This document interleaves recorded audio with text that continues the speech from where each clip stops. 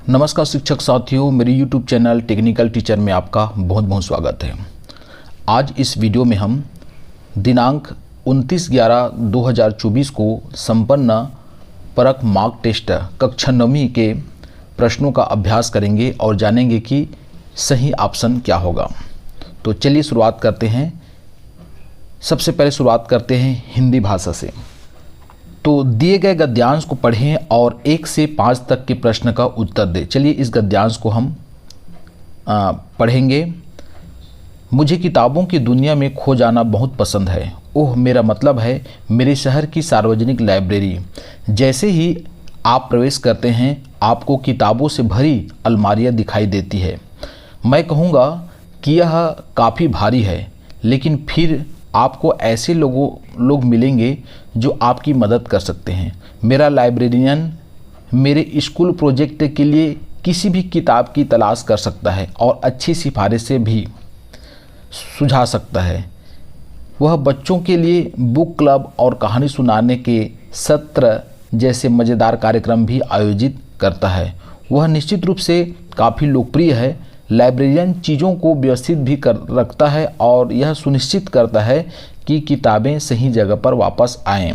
हालांकि हाल ही में ऐसा लगता है कि पुस्तकालय कम लोगों को आकर्षित कर रहे हैं। शायद वे इतना नहीं पढ़ रहे हैं या शायद उनके पास में पढ़ने का समय नहीं है। यह थोड़ा दुखद है क्योंकि पुस्तकालय एक सामुदायिक स्थान हुआ करते थे जहां साझा रुचियों वाले लोग इकट्ठा हो सकते थे और चर्चा कर सकते थे। पुस्तकालयों को खोने का मतलब है उस मूल्यवान कनेक्शन को खोना। इसलिए हम सभी के लिए महत्वपूर्ण है कि हम पढ़ते रहें और दूसरों को भी ऐसा करने के लिए प्रोत्साहित करें। पुस्तकालय केवल पुस्तकों के बारे में नहीं है, यह लोगों को एक साथ लाने और कल्पना को जगाने के बारे में है। तो चलिए इस गद्यांश के आधार पर हम दिए गए प्रश्न का सही उत्तर प्राप्त करते हैं।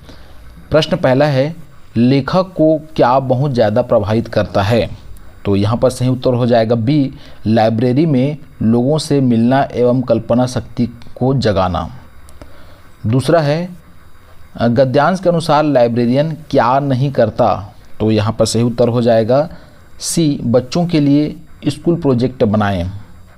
तीसरा प्रश्न है, गद्यांश के अनुसार यदि पुस्तकालय गायब हो जाए तो क्या होगा? तो सही उत्तर है बी, चर्चा के लिए सामुदायिक स्थान गायब हो जाएगा। चौथा प्रश्न है, इस अनुच्छेद में ऐसा क्या सबूत है जो यह सुझाव देता है कि पुस्तकालय अब उतने लोकप्रिय नहीं रहे? तो इनका सही उत्तर हो जाएगा ए, पुस्तकालयों में कम लोग आते हैं। पांचवा प्रश्न है, गद्यांश के अनुसार कौन सा कथन सत्य है? तो इनका सही है सी, पुस्तकालयों को जीवित और सक्रिय रखने के लिए लाइब्रेरियन महत्वपूर्ण है। छठवां प्रश्न है, अपने से छोटों को पत्र लिखते समय संबोधन में खालिस्तान लिखा जाता है। तो अपने से छोटों के लिए प्रिय शब्द का प्रयोग किया जाता है। तो सही उत्तर हो जाएगा डी, प्रिय। सातवां है, जहां शब्दों की आवृत्ति 2 बार से अधिक हो किंतु उनके अर्थ अलग अलग है, वहां खालिस्तान अलंकार होता है। तो वहां पर यमक अलंकार होता है। तो सही उत्तर हो जाएगा बी, यमक अलंकार। आठवां प्रश्न है, सोनू कार से लखनऊ जाएगा वाक्य में खालिस्तान काल है। तो यहाँ पर जाएगा अर्थ है, इसलिए यहाँ पर हो जाएगा भविष्य काल आएगा, ए, भविष्य काल। 9वां प्रश्न है, रचयिता शब्द की शुद्ध वर्तनी क्या होगी? तो रचयिता की होगी रचयिता, ये डी सही रहेगा, रचयिता। 10वां प्रश्न है, सामूहिक शब्द में मूल शब्द और प्रत्यय शब्दांश को अलग कीजिए। तो सामूहिक शब्द में मूल शब्द समूह है और प्रत्यय ईक है। तो ये सही उत्तर हो जाएगा डी, समूह धन ईक।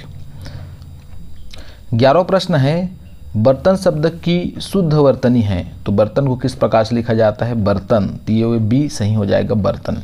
12वां प्रश्न है, क का उच्चारण स्थान है। तो क का उच्चारण होता है कंठ से। तो ये हो जाएगा कंठ, ए, कंठ हो जाएगा। 13, घनत्व में कौन सा प्रत्यय है?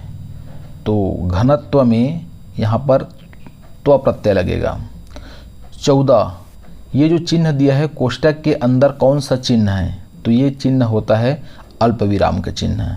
यदि यहाँ पर ये बिंदु हो जाता है तो अर्ध विराम कहलाता है, तो यहाँ पर जो चिन्ह है वो है अल्प विराम डी। 15 प्रश्न है, शब्दों का व्यवस्थित क्रम तथा सार्थक समूह कहलाता है, तो ये कहलाता है वाक्य। आइए इसके पश्चात हम चलते हैं गणित में। 16 नंबर का प्रश्न है, दी गई आकृति से कोण AOD का माप ज्ञात कीजिए। कोण AOD इस प्रकार से दिया है, यहाँ पर इसका माप ज्ञात करना है। तो इसके लिए हम यहाँ पर देखते हैं, यहाँ कोण DOC का मान 30 है और कोण ACB का मान 30 है, तो 30 ये हो जाएगा 60, और 60 में हम कितना जोड़ें कि 180 हो, तो यहाँ पर आएगा 120 आएगा। तो यहाँ पर ये 120 है तो उसका सम्मुख कोण भी 120 ही होगा, अतः AOD का मान हो जाएगा 120 अंश। सही उत्तर हो जाएगा C 120 अंश। 17 नंबर का प्रश्न है, दी गई आकृति में छायांकित क्षेत्र का प्रतिशत ज्ञात कीजिए। तो यहाँ पर कुल जो डिब्बों की संख्या है ये है 22 और छायांकित जो डिब्बा है उनकी संख्या है 11, तो ये हो जाएगा 11/22। अगर हम इसको सरल रूप में लिखते हैं तो ये हो जाएगा 1/2। 1/2 यानी कि हम प्रतिशत में बदलें तो ये हो जाएगा 50%, 50%। तो सही ऑप्शन हो जाएगा A 50%। 18 नंबर का प्रश्न है, निम्नलिखित पैटर्न को पूरा करें। पैटर्न को समझते हैं।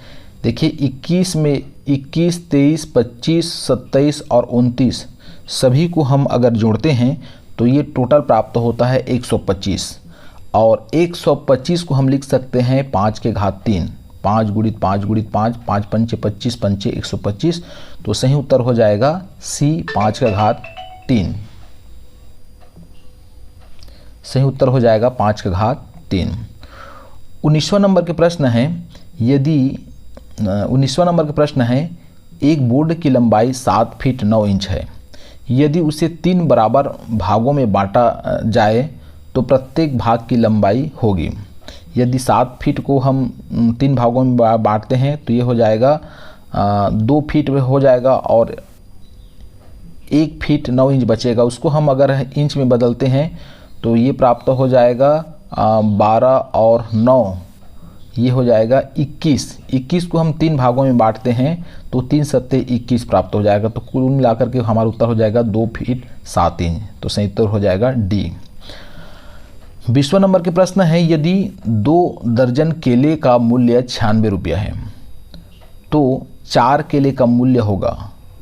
2 दर्जन केले का मूल्य 96 रुपया, अर्थात 24 केले का मूल्य 96 रुपया है, तो हम 96 में 24 का भाग देते हैं तो 4 आता है, अर्थात 1 केला का मूल्य 4 रुपया, तो 4 केले का मूल्य हो जाएगा 4 चौक 16। तो सही उत्तर हो जाएगा D 16 रुपया। 21वां नंबर के प्रश्न है, किसी वृत्त की परिधि कितनी होती है? तो वृत्त की परिधि का सूत्र होता है 2πr। तो सही उत्तर हो जाएगा A 2πr। 22 नंबर का प्रश्न है, उस घन का आयतन खालिस्तान घन सेंटीमीटर होगा जिसका विकर्ण माप 6√3 दिया है, 6√3 दिया है। तो विकर्ण का सूत्र होता है घन के लिए A√3। तो यहाँ पर A के स्थान पर 6 है और यहाँ A का मतलब होता है घन की एक भुजा से है, एक कोर से है। तो एक फलक है 6 सेंटीमीटर। तो इस प्रकार से आयतन प्राप्त हो जाएगा 6 × 6 × 6 अर्थात 216। तो सही उत्तर हो जाएगा C 216। 23वां नंबर के प्रश्न है, प्रथम 9 अभाज्य संख्याओं का औसत कितना होगा?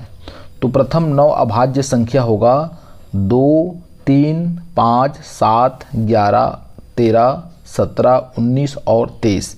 यदि हम इसका औसत निकालेंगे तो ये हो जाएगा आंकड़ों का योग बटे आंकड़ों की संख्या के सूत्र से। तो टोटल ये प्राप्त हो जाएगा 11.11। तो हमारा सही उत्तर हो जाएगा A 11.11। 24 नंबर का प्रश्न है, संख्या 1024 का वर्गमूल है। यदि हम संख्या 1024 का वर्गमूल निकालते हैं तो ये प्राप्त हो रहा है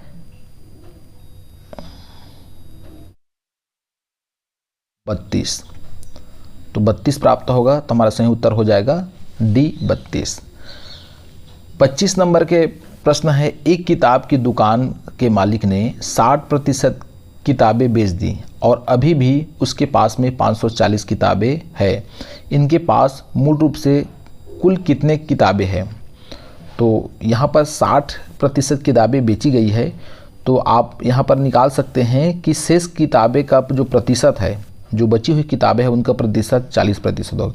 यदि मान लो कुल पुस्तकों की संख्या 100 है, तो हम यहाँ पर जमा सकते हैं 100 का 40% बराबर हो जाएगा 540। अब इसको हम हल करेंगे तो ये प्राप्त हो जाएगा 100 बराबर 1350, अर्थात कुल किताबों की संख्या प्राप्त हो जाएगा 1350। 26 नंबर प्रश्न है, दिए गए अंकों के क्रम में अगली संख्या होगी। तो यहाँ पर हम संबंध देखने का प्रयास करते हैं। 35 में 5 कम किए 30 हुआ, 30 में 5 कम किए 25 हुआ। तो इस प्रकार से हम 15 में 5 कम करेंगे तो ये होगा 10। तो सही उत्तर हो जाएगा ए 10। 27 नंबर के प्रश्न है, प्रथम 10 प्राकृत संख्याओं का समांतर माध्य होगा। 27 नंबर का प्रश्न है, प्रथम 10 प्राकृत संख्याओं का समांतर माध्य होगा। तो प्रथम 10 प्राकृत संख्या हो जाएगा 1 से लेकर के 10 तक होगा, और इनको जोड़ते हैं तो हमें 55 प्राप्त होता है। 55 में यदि हम 10 का भाग देते हैं तो ये प्राप्त होता है 5.5। तो हमारा सही उत्तर हो जाएगा डी 5.5। 8 नंबर के प्रश्न है, यदि लाभ 70 रुपये पर 70 पैसे हो तो लाभ प्रतिशत कितना होगा। तो यहाँ पर हमें 70 रुपये को हम पैसे में बदलेंगे तो ये हो जाएगा,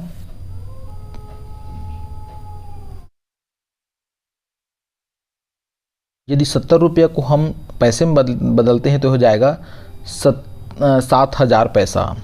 तो 7,000 पैसा में हम इस जबकि द्वारा यहाँ पर जमा सकते हैं, जबकि 7,000 पैसा से 70 पैसा लाभ होता है, तो 100 पैसा में कितना लाभ होगा। तो हम हल करेंगे तो ये 7,000 बटे 7,000 प्राप्त होगा। अगर कटाते हैं तो 1 प्राप्त हो रहा है। तो इस प्रकार से हमारा जो प्रतिशत लाभ हो जाएगा 1%।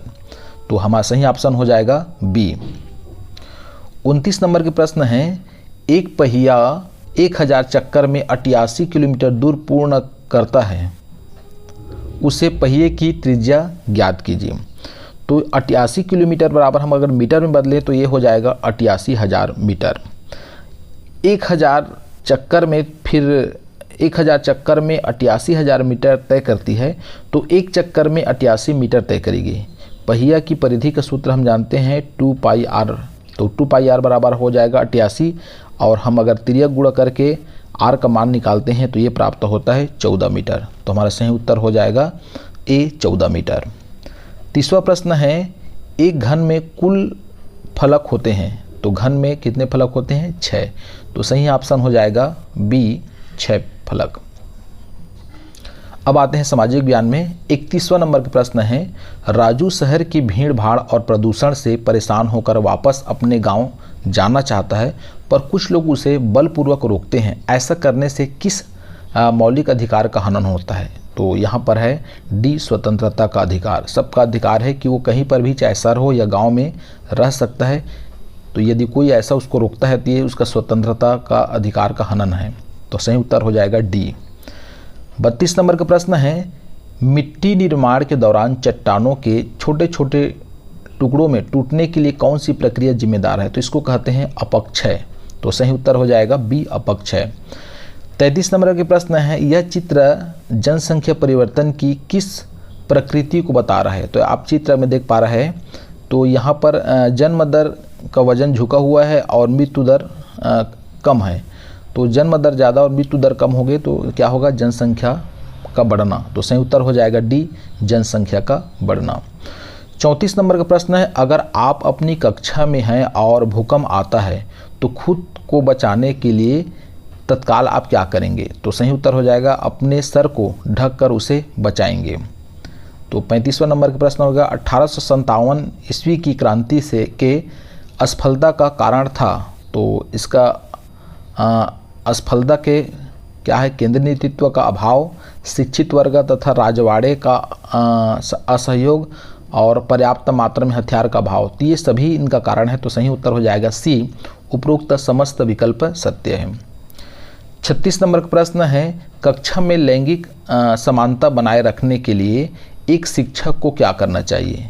तो इसके लिए लड़के लड़कियों दोनों को समान अवसर प्रदान करने चाहिए। तो सही उत्तर हो जाएगा ए। 37 नंबर का प्रश्न है, लहरें उत्पन्न होने का सबसे प्रमुख कारक क्या है? तो लहरें उत्पन्न होने के कई कारण हैं, लेकिन प्रमुख कारण में है पवन। हवा के कारण से लहरें उत्पन्न होता है, तो सही हो जाएगा बी, पवन। 38 है, अक्षांश रेखाओं के संबंध में कौन सा कथन सत्य नहीं है? अक्षांश रेखाएं समांतर होती है, ये तो सत्य है। बिल्कुल विषुवत रेखा मुख्य अक्षांश रेखा, ये भी सत्य है। इनकी संख्या 360 है, तो अक्षांश रेखाओं की संख्या 360 नहीं होती है, तो ये असत्य है। तो हमारा सही ऑप्शन हो जाएगा सी, इनकी संख्या 360 है। 39वां नंबर के प्रश्न है, किस प्रकार के वन की विशेषता उच्च वर्षा विविध वनस्पति और जीव है? तो इसका है उत्तर है उष्णकटिबंधीय वर्षा वन, ए ऑप्शन सही हो जाएगा। 40वां नंबर का प्रश्न है, भारत में स्थानीय स्वशासन का कौन सा स्तर ग्रामीण विकास से संबंधित योजना बनाने और उन्हें लागू करने के लिए जिम्मेदार है? तो सही उत्तर हो जाएगा डी, पंचायती राज संस्थाएं। 41वां नंबर के प्रश्न है, चारों विकल्प में से सही क्रम है? तो इसमें हम देखते हैं पहले कच्चा माल, फिर वस्तु निर्माण, उसके बाद हम बाजार में लेके जाते हैं, तो सही ऑप्शन ये हो जाएगा बी, कच्चा माल, वस्तु निर्माण और बाजार।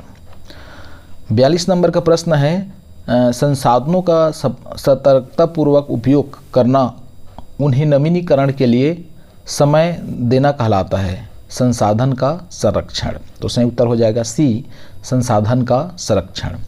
43वां नंबर का प्रश्न है, बाल विवाह के विरोध में शारदा एक्ट बना? तो ये शारदा एक्ट 28 सितंबर 1929 को बना है, तो हमारा सही ऑप्शन हो जाएगा ए, सन 1929 को। 44वां नंबर के प्रश्न है, विश्व का सबसे बड़ा एवं लिखित संविधान किस देश का है? तो विश्व का सबसे बड़ा और लिखित संविधान है भारत का संविधान, तो हमारा सही उत्तर हो जाएगा सी, भारत। 45 नंबर का प्रश्न है, निम्न ग्लोब का चित्र खालिस्तान कटिबंध को प्रदर्शित कर रहा है? तो ये जो कलर में दिखाई दे रहा है, ये है उष्णकटिबंधीय क्षेत्र है, तो हमारा सही उत्तर हो जाएगा डी, उष्णकटिबंध। अब आते हैं विज्ञान में। 46वां नंबर का प्रश्न है, एक कार 2 घंटे में 80 किलोमीटर प्रति घंटे की दूरी तय करती है, तो कार की चाल क्या होगी? तो चाल बराबर सूत्र होता है चाल बराबर दूरी बटे समय। तो 80 में हम 2 का भाग देते हैं, तो ये 40 प्राप्त हो जाएगा, तो इस प्रकार से ये सही ऑप्शन हो जाएगा डी, 40 किलोमीटर प्रति घंटा। 47 नंबर प्रश्न है, दिए गए चित्र के अनुसार आपतित किरण और परावर्तित किरण के मध्य बने कोण का मान होगा? तो यहाँ पर ये कोण का मान हमें ज्ञात करना है। तो यहाँ पर देख पा रहे हैं चित्र में, ये दर्पण के साथ में आपतित किरण 25 अंश का कोण बना रहा है, तो ये भी 25 अंश का कोण बनाएगा। परावर्तित किरण और दर्पण के साथ में ये भी 25 होगा, तो दोनों को हम जोड़ते हैं तो 25 25 50 हो गया, और टोटल दर्पण के साथ में 180 अंश कोण बनाएगा। तो 180 में अगर हम 50 घटाते हैं तो 130 प्राप्त होगा। तो ये आपतित किरण और परावर्तित किरण के बीच में टोटल 130 अंश का कोण बनाएगा, तो सही उत्तर हो जाएगा सी, 130 अंश।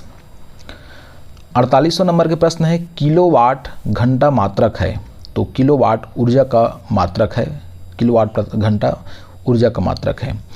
49वां नंबर का प्रश्न है, पीने योग्य पानी का पीएच मान होता है? तो शुद्ध पानी का पीएच मान होता है 7, तो हमारा सही उत्तर हो जाएगा डी, पीएच बराबर 7। 50वां नंबर का प्रश्न है, पर्यावरण को प्रदूषित होने से बचने के लिए निम्नलिखित में उपयोग करना चाहिए? तो क्या करना चाहिए? जूट की बनी थैलियों का उपयोग करना चाहिए, तो सही उत्तर हो जाएगा बी। 51 नंबर के प्रश्न है, निम्न में से कौन गतिमान वस्तु की चाल को प्रदर्शित करता है? तो यहाँ पर 20 किलोमीटर प्रति घंटा ये किसी वस्तु की चाल को प्रदर्शित करता है, तो हमारा सही उत्तर हो जाएगा ए, 20 किलोमीटर प्रति घंटा। इसके पश्चात 52 नंबर का प्रश्न है, सौर ऊर्जा, पवन ऊर्जा और ज्वारीय ऊर्जा के स्रोत है? तो ये सभी क्या है? नवीनीकरणीय ऊर्जा है, इसको हम पुनः नवीनीकरण कर सकते हैं, तो हमारा सही ऑप्शन हो जाएगा सी, नवीनीकरणीय। 53 है इंद्रधनुष के उत्पन्न होने के लिए प्रकाश का कौन सा गुण जिम्मेदार है। तो यहाँ पर इंद्रधनुष बनने के लिए परावर्तन की भी ज़रूरत है, अपवर्तन की भी ज़रूरत पड़ता है और विक्षेपण भी। तो इसमें से सही ऑप्शन सही हो, उपरोक्त सभी डी ऑप्शन सही हो जाएगा। 54 नंबर प्रश्न है ग्लोबल वार्मिंग के लिए किस गैस की मात्रा का बढ़ना उत्तरदायी नहीं है। तो ग्लोबल वार्मिंग के लिए कार्बन डाइऑक्साइड जिम्मेदार है, मीथेन भी है, नाइट्रोजन भी है, जबकि सल्फर डाइऑक्साइड जिम्मेदार नहीं है। तो हमारा यहाँ पर ऑप्शन हो जाएगा डी सल्फर डाइऑक्साइड। 55 नंबर के प्रश्न है पेरिस्कोप का आरेख। पेरिस्कोप में पहले दर्पण से आने वाली आपतित किरण और दूसरे दर्पण से परावर्तित किरण के बीच का कोण क्या होगा। तो आप यहाँ पर देख रहे हैं ये जो प्रकाश पहले दर्पण में पड़ा उसके बाद में टकराने के पश्चात दूसरे दर्पण में परावर्तित हो रहा है, तो इनके बीच का कोण कितना होगा। तो आप यहाँ पर देख पा रहे हैं सीधा यहाँ पर 90 अंश का कोण बन रहा है। तो हमारा सही उत्तर हो जाएगा सी 90 अंश। 56 नंबर के प्रश्न है रतौंधी नामक रोग होता है। तो रतौंधी जिसके कारण से हमें रात को देखने में परेशानी होता है, ये होता है विटामिन ए की कमी से। तो सही ऑप्शन हो जाएगा डी विटामिन ए की कमी से। 57 नंबर के प्रश्न है निम्न में से कौन सा रासायनिक परिवर्तन नहीं है। तो सूती कपड़े का सूखना ये रासायनिक परिवर्तन नहीं है, बाकी सभी रासायनिक परिवर्तन है। तो सही ऑप्शन हो जाएगा बी सूती कपड़े का सूखना। 58 नंबर प्रश्न है हड्डियाँ कमज़ोर होकर टेढ़ी मेढ़ी हो जाती है। तो इस बीमारी को कहते हैं रिकेट्स बीमारी में हड्डी कमज़ोर और टेढ़ी मेढ़ी हो जाती है। 59 नंबर के प्रश्न है मृत जीवों के अवशेष पृथ्वी के नीचे भारी दबाव तथा गर्मी के कारण पेट्रोलियम में बदल जाते हैं, जिसे कहा जाता है। तो इसे कहा जाता है जीवाश्म ईंधन। तो सही ऑप्शन हो जाएगा सी जीवाश्म ईंधन। जो पेट्रोल है या कोयला है ये सभी जीवाश्म ईंधन के उदाहरण हैं। 60 नंबर के प्रश्न है कांच की खाली बोतल को पानी में डुबाने पर बोतल से वायु के बुलबुले निकलते हैं, इसका कारण है कि बोतल के अंदर हवा भरी होती है, जिसके कारण से वो बुलबुले के रूप में बाहर निकलते हैं। तो सही ऑप्शन हो जाएगा ए बोतल के अंदर हवा भरी होती है। तो इस प्रकार से दिनांक 29/11/2024 को परख मॉक टेस्ट का ये मॉडल आंसर आपको दिखाया गया है। मुझे आशा है कि ये वीडियो आप सभी के लिए उपयोगी होगा। यदि वीडियो अच्छा लगे तो मेरे चैनल को सब्सक्राइब कीजिए, साथ ही साथ शेयर और कमेंट अवश्य करें। धन्यवाद।